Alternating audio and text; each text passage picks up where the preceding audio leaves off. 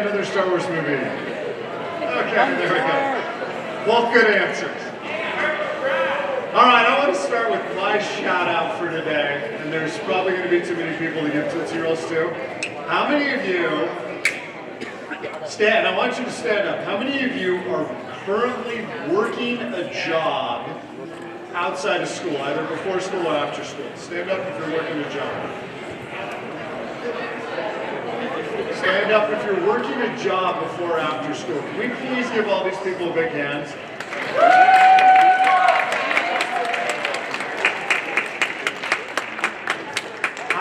I went to Walmart on Monday night. It was like 9:45. You remember how it was really, really cold? It's like my car was telling me it was like 14 degrees outside.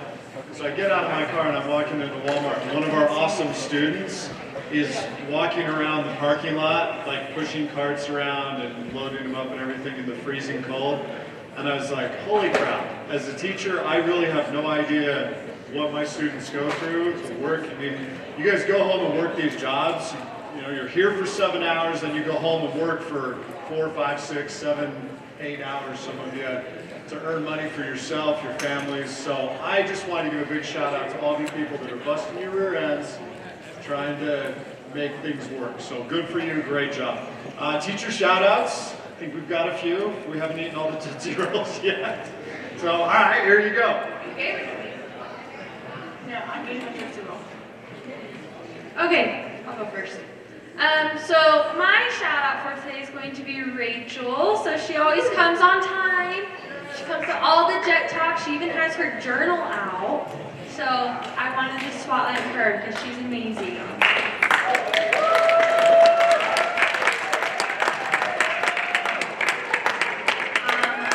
I wanted to spotlight Lily and our Jet Time.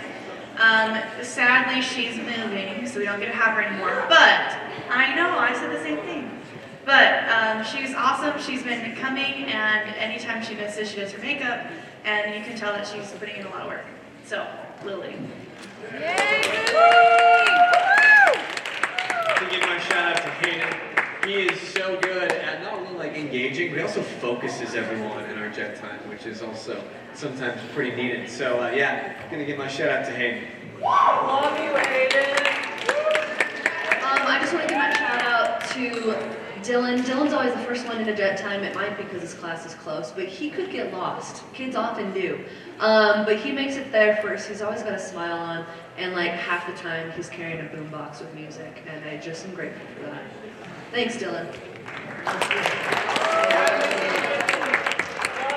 Okay, I'm breaking the rule, and I have two. Our first one is Caden.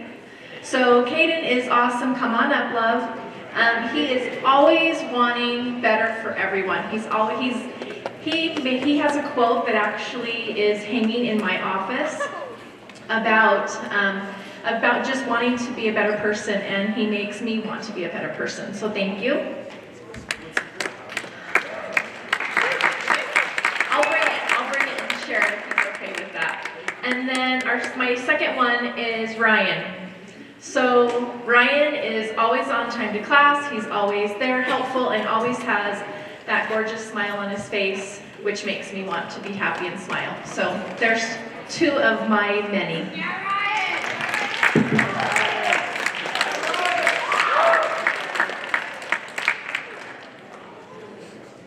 All right, one day. Can you survive one day? No. No?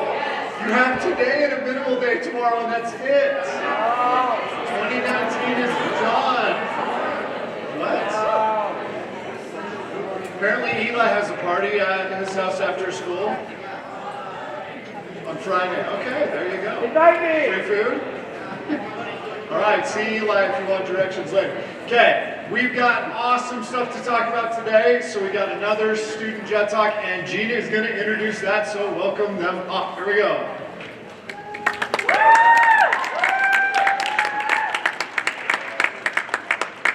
All right, you guys, today we're going to talk about joy. First of all, thanks for coming. It's kind of a small group today, but I'm glad you guys are all here. So we're going to talk about joy. And we have another student speaker today, which is awesome. Brandon is going to speak to you guys first. Come on up, Brandon. What's up, guys? How's your guys' day? Good. That's pretty good. You guys all coming tomorrow? Yeah. Where it's gonna be? I don't want to. All right, so today I'll be talking about joy.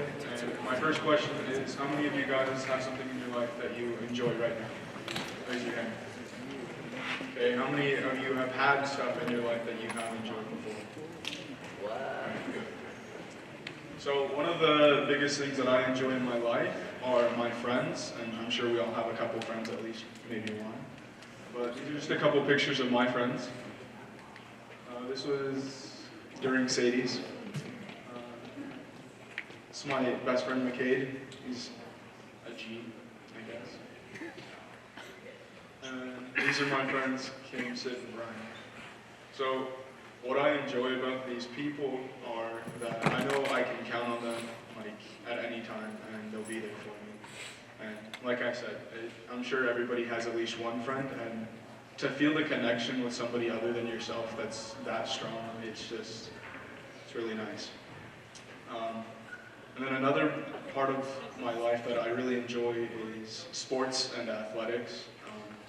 So last year was my first year wrestling, and it was pretty bad, I'm not gonna lie. Just like everybody when they start a sport, you gotta get into the rhythm, and it took me a little bit to get into that rhythm. I think it was like throughout half the year, and then I started actually winning matches, and I was pretty happy. And then near the end of the year, we went to our last tournament in St. George, and that's kind of where it took a turn for me. We got there in the morning and like ate breakfast and got all warmed up and ready and stuff. And so we get to the match, and I see this kid, and he's like twice my size, and I'm like, he's no way in my weight class. But I find out that I do have to wrestle him, and I get pretty scared, and I just gotta deal with it. So we start the match, and I'm doing pretty good for the first part, and then when we go into the second part, he suplexes me, like right over his head, and it definitely hurt, and I went down on my side pretty hard, and the medical technician on the side had to check me out, and she told me that I had popped my top 2 ribs out of place, and that the muscle on my pectoral had ripped away from the bone, I guess. So I couldn't wrestle anymore for that year or the rest of the tournament. So we went home, to the hotel, I guess. We went to the hotel, and I just had to sleep on it, and yeah, it definitely hurt. So I woke up the next morning, and my coach looked at it, and he said that it was way too swollen for me to wrestle, and my parents had to take me home. And I was really, really bummed about it, because I had worked so hard to get there, and then at that point, I thought about it. I had worked that hard to get that good in wrestling, and I enjoy the fact that I put a lot of,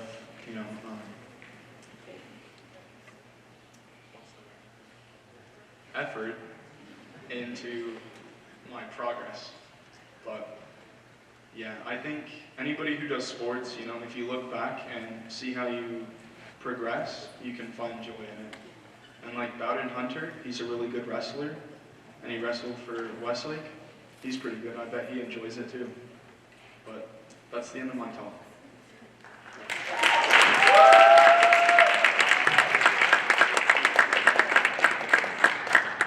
Great job, Brandon. You guys, it's pretty hard to get up here and speak, and for these students to be able to do this, it's pretty remarkable. So thank you for giving him the respect that he deserves. It's a tough thing to do, right, Brandon? Good job, buddy. All right. I want to show you guys a couple of little short video clips. You're a mean one, Mr. Grinch. You really are a heel.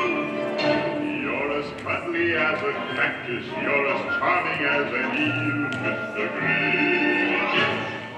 You're a banana with a greasy black peel.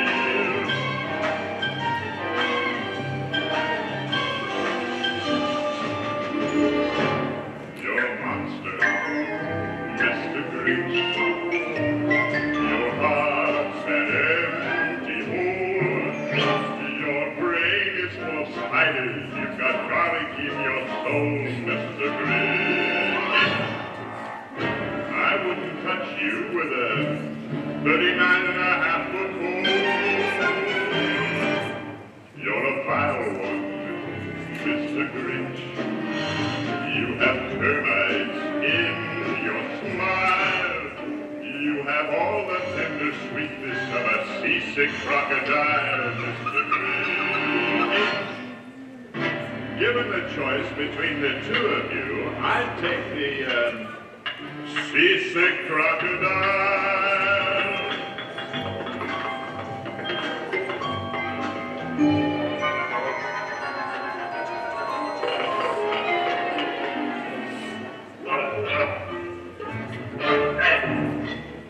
You're a rotter, Mr. Grinch.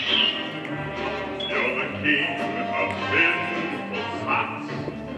You're a monster tomato splotched with moldy purple spots, Mr. Grinch. You're a three-decker sauerkraut toadstool sandwich with arsenic sauce.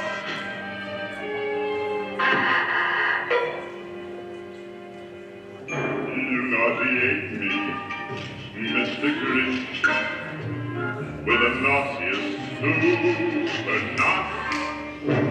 You're a crooked, jerky jockey, and you drive a crooked horse, Mr. Grinch.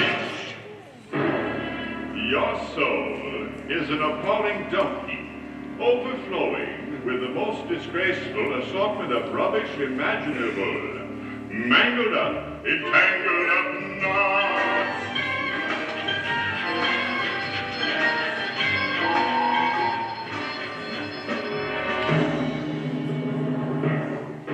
You're a foul one, Mr. Grinch. You're a nasty, wasty skunk. You're a heart is full of unwashed socks. Your soul is full of gunk, Mr. Grinch. The three words that best describe you are as follows, and I quote: stink, stank, stunk.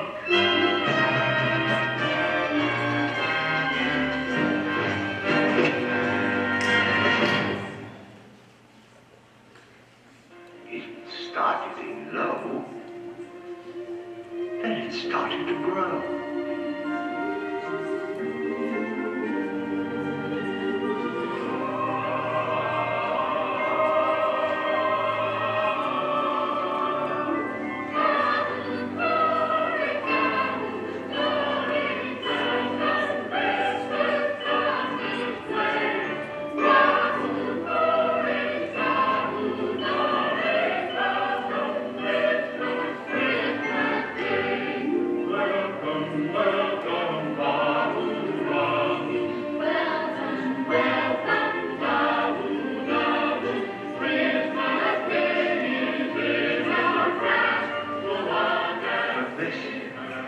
This sound wasn't sad.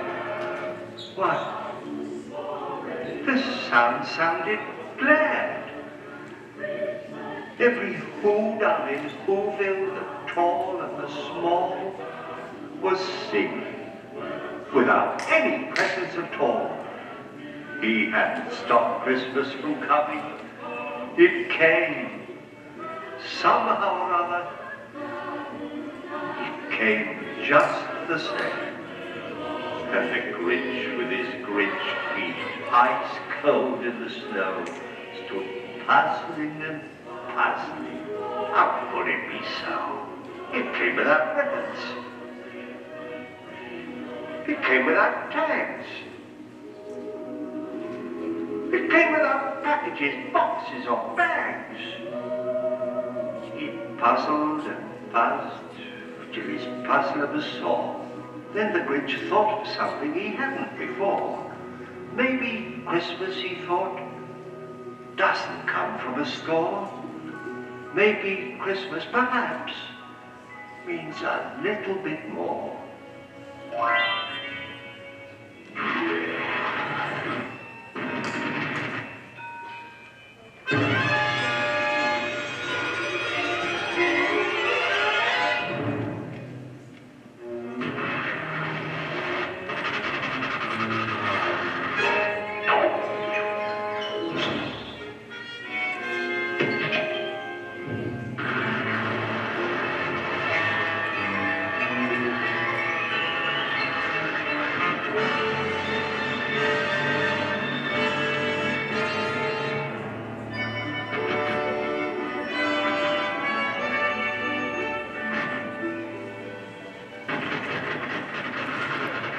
What happened then?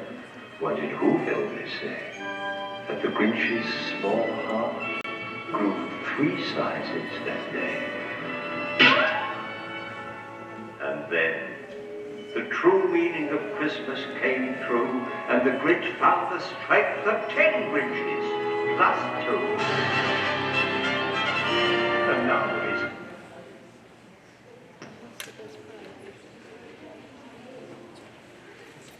How many of you guys have seen that movie? Raise your hand. Awesome. I wasn't sure if anyone had, because that was made in the 60s, so that's like more people my age like that show. But I wanted to talk just really quick about what we can take from that funny little cartoon, The Grinch, all right? So, The Grinch tried to ruin Christmas for the Who's in Whoville, right?